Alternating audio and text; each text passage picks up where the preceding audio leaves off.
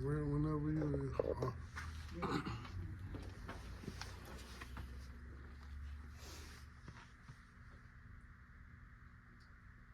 So we did the AET.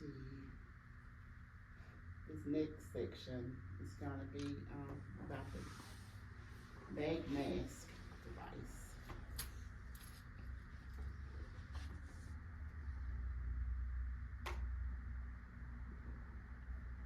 Providing effective ventilation is critical to successful high-quality CPR, especially in respiratory-related emergencies such as drowning, anaphylaxis, and asthma.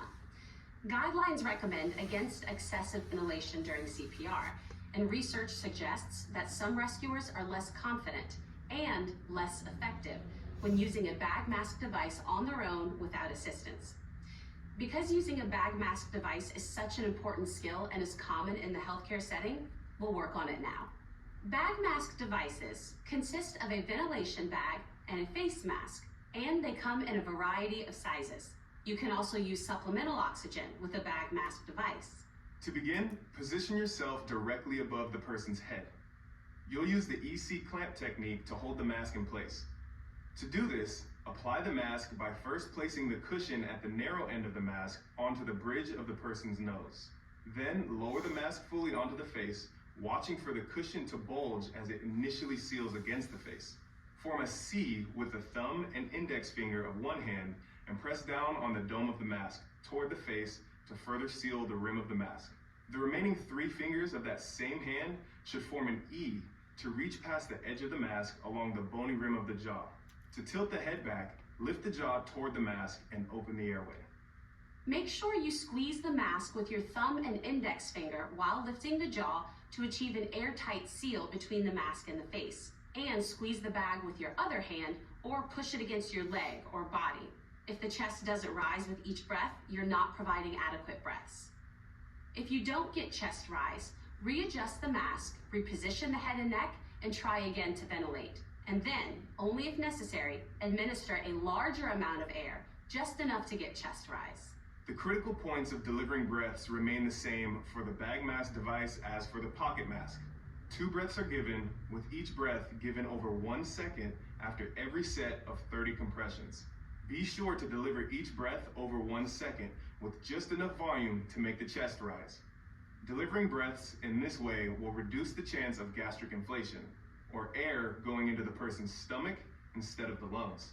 Gastric inflation can cause vomiting and possible aspiration. If you have multiple rescuers, the most effective way to deliver breaths with the bag mask device is to use the 2-person technique. One rescuer focuses on keeping the airway open and securing the mask, while a second rescuer squeezes the bag to deliver breaths, just enough to cause the chest to rise. The first rescuer will use both hands to seal the mask to the person's face and lift the jaw. The thumbs and index fingers of both hands each form a C to seal the mask against the face, and the 3 remaining fingers of each hand will form an E for lifting both sides of the jaw into the mask. Be careful not to press too hard on the mask, which could push the jaw down and block the airway. Now it's time to practice the 1 rescuer bag mask technique, so that in a few minutes, we can combine it with compressions to work on a 2 rescuer sequence. We'll pause here to get into position.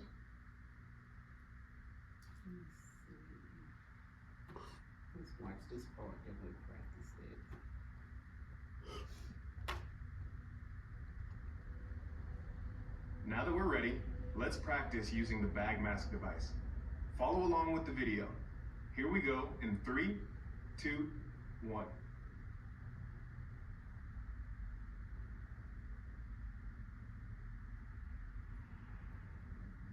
Give 2 breaths.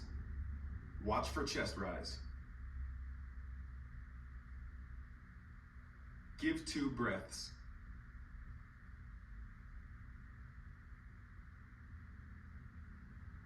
Give 2 breaths.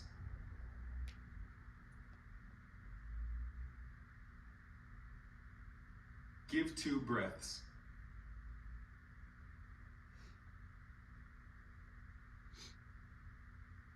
And give 2 breaths.